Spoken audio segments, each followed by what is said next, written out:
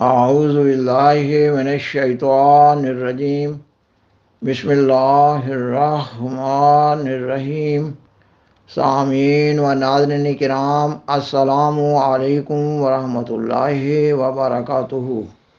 خاکسار ملائکۃ اللہ یعنی فرشتوں کے بارے میں ایک مضمون قسطوار پیش کر رہا ہے۔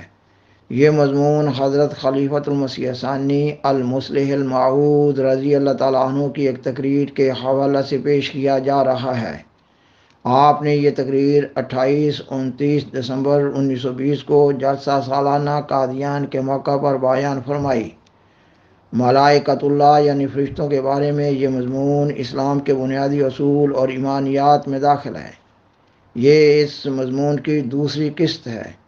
گزشتہ سے پیوستہ حضرت خلیفۃ المسیح ثانی رضی اللہ تعالیٰ عنہ فرماتے ہیں، ملائکہ کو خدا نے ایمانیات میں شامل کیا ہے، اور جو شخص ملائکہ پر ایمان نہیں لاتا وہ اسلامی نقطۂ خیال سے چاہے کتابوں پر، رسولوں پر اور آخرت پر ایمان لائے تو بھی مسلمان نہیں ہو سکتا، کافر ہی رہے گا۔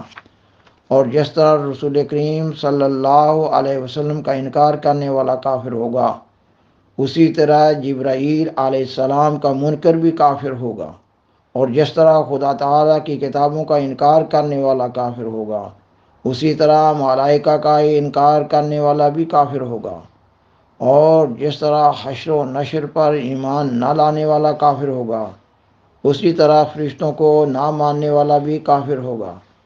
مگر افسوس کہ مسلمانوں نے ملائکہ کی طرف بہت کم توجہ کی ہے۔ ملائکہ کیا ہوتے ہیں، ان کا وجود کیوں منوایا گیا ہے، ان کے ماننے سے کیا فائدہ ہوتا ہے، اس کو نہیں جانتے۔ رسول کریم صلی اللہ علیہ وسلم اور قرآن مجید کو ماننے کا تو یہ فائدہ ہے کہ اچھی باتوں کی ہدایت ملتی ہے، اور ان پر عمل کر کے انسان اعلیٰ روحانی مدارج حاصل کر سکتا ہے۔ قیامت کے ماننے کا یہ فائدہ ہے کہ انسان ڈر کے مارے گناہ چھوڑتا اور نیک عمل کرتا ہے، کیونکہ وہ جانتا ہے کہ قیامت کے دن برے کاموں کی سزا ملے گی اور نیک اعمال کا اجر ملے گا۔ خدا تعالیٰ کو ماننے کا بھی فائدہ ظاہر ہے کہ خدا تعالیٰ رازق ہے، خالق ہے، رحیم ہے، کریم ہے۔ اس کو مان کر اس کی ان صفات سے فائدہ اٹھایا جا سکتا ہے۔ مگر ملائکہ کیا ہیں جو منوائے جاتے ہیں، ان کا کیا فائدہ ہے کہ انہیں مانا جائے؟ عام طور پر لوگوں کو جو ملائکہ کے متعلق ایمان ہے، اس کی نسبت سوچیں کہ وہ اگر جاتا رہے تو ان میں کیا کمی آ جائے گی۔ ہر ایک شخص سوچے کہ اگر میں محمد صلی اللہ علیہ وسلم کے متعلق کہوں گا کہ آپ صلی اللہ علیہ وسلم نعوذ باللہ رسول نہیں، تو ان کی تعلیم اس سے جاتی رہے گی۔ مگر قرآن کے متعلق کہوں گا کہ خدا کا کلام نہیں، تو اس کی تعلیم کو جواب دینا پڑے گا۔ لیکن اگر یہ کہہ دوں کہ فرشتے نہیں تو کیا نقصان ہوگا؟ لوگوں کو ملائکہ کے متعلق جو ایمان ہے وہ 99% لوگوں میں اتنا کم ہے کہ اگر اس کی نفی کر دی جائے تو ان کے موجودہ ایمان میں کوئی کمی نہیں آئے گی، اور ان کے ماننے کی وجہ سے ان کے ایمان میں کوئی زیادتی نہیں ہوگی۔ حالانکہ ہر ایک ایمانی مسئلہ کے یہ معنی ہے کہ وہ بہت بڑا اہم مسئلہ ہے، اس کے فائدے بھی بہت بڑے ہیں اور اس کو ترک کرنے کے نقصان بھی بہت بڑے ہیں۔ نہ یہ کہ صرف منہ سے کہہ دیں کہ فلاں بات ہم نے مان لی تو کافی ہو جاتا ہے، ورنہ نہ اس کے ماننے سے کوئی فائدہ ہوتا ہے اور نہ انکار کرنے سے کوئی نقصان۔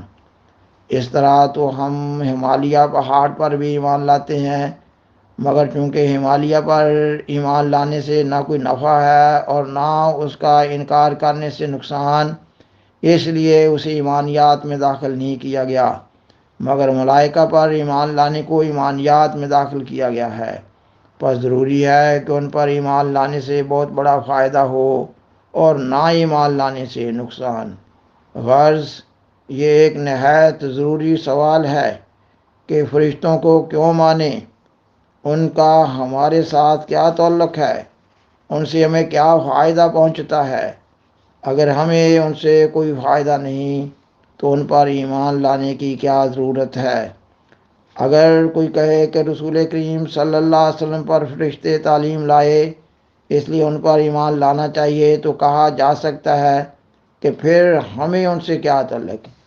اگر ان کی معرفت وحی کا آنا ہمیں معلوم نہ ہو تو ہمارے ایمان اور ہمارے عمل میں کیا کمی آ جائے گی؟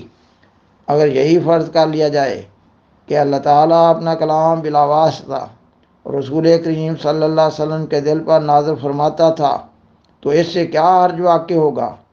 اس سے قرآن کریم میں تو کوئی کمی نہیں آ جائے گی، پھر ہم سے فرشتوں کا وجود کیوں منوایا جاتا ہے اور اتنے زور سے کیوں منوایا جاتا ہے کہ اگر نہ مانے تو مسلمان ہی نہیں رہتے، کافر ہو جاتے ہیں۔ اس قسم کے خیالات کی وجہ سے یہ مضمون مشکل بھی ہے اور شاید بہتوں کے لیے پھیکا بھی ہو اور ان کی توجہ اس طرف قائم نہ رہے، کیونکہ فرشتے ایسی چیز ہیں جو نظر نہیں آتے اور ان سے بظاہر کوئی تعلق بھی نہیں معلوم ہوتا۔ مسئلہ تقدیر بھی مشکل تھا، لیکن جب اس کے متعلق کہا جاتا تھا کہ خدا نے تقدیر کے ذریعہ کسی کے لیے عذاب نہیں مقرر کر چھوڑا اور ایسا نہیں ہے کہ انسان عذاب سے بچ نہ سکے، تو ان خیالات کے باعث جو تقدیر کے متعلق عام طور پر پھیلے ہوئے ہیں، جو بوجھ نظر آتا تھا وہ اتر جاتا تھا اور اس وجہ سے اس مسئلہ کی طرف توجہ قائم رہتی تھی اور لوگ غور سے سنتے تھے۔ مگر ملائکہ کو چونکہ غیر متعلق چیز سمجھا جاتا ہے اور ان کی کوئی ضرورت بھی نہیں سمجھی جاتی، اس لیے شاید توجہ نہ رہے۔ پھر ملائکہ کے متعلق عام مصنفین نے بھی کچھ نہیں لکھا، انہوں نے ان کی کیفیت کو سمجھا ہی نہیں، حالانکہ ان سے انسان کو ایسے ایسے فوائد پہنچ سکتے ہیں کہ اگر معلوم ہو جائیں تو لوگ بےتاب ہو کر ایسی کتابوں کو پڑھیں جن میں ان کا ذکر ہوتا ہے۔ صوفیہ نے ان کے ذکر کو لیا ہے اور اپنی تصنیفوں میں بیان کیا ہے، مگر پھر بھی بہت تھوڑا بیان کیا ہے، اور رسول کریم صلی اللہ علیہ وسلم کے بعد اگر کسی انسان نے سب سے زیادہ ان کے متعلق بیان کیا ہے تو مسیح موعود علیہ السلام نے ہی بیان کیا ہے، اور آپ علیہ السلام نے ہی آ کر ان کی حقیقت کے راز سربستہ کو کھولا ہے۔